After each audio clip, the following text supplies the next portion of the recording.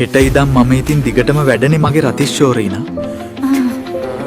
හැබැයි ඔයා එකට දුක් වෙන්න එපා. එහෙනම් රතිනෝ චොරීනා මම වැඩට යනවා. හරි පරිස්සමින් රතිචන්ට්.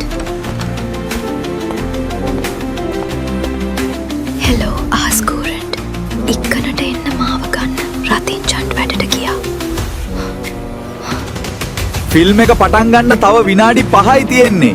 රතිඤ්ඤාරීනා ඉකමන් කරමු අපි. මරු ෆිල්ම් එක නේද ආස්කූරන්ට? හැබැයි ඔයා තරම් ලස්සන නෑ රතිඤ්ඤාරීනා. මේ කොහෙද යකෝ මේ ඉන්නේ රතික්තාරීනා. ඔමම ගින්නවා. මම ඇවිත්ම බලා ගන්නම්.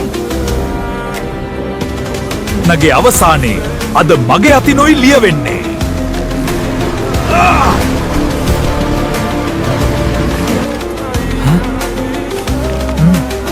මම දෙන්නට බාධාවක් එහෙම කරාද මන්දා?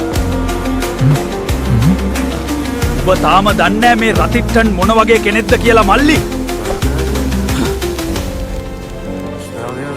බුදු අම්මෝ යකෝ. අනියක් පෙම සුන්දරයි. ඒක චක බ්ලාස්ට් වෙන්න කලින් තේරෙද්දි පරක්කු වැඩි දෙයියෝ.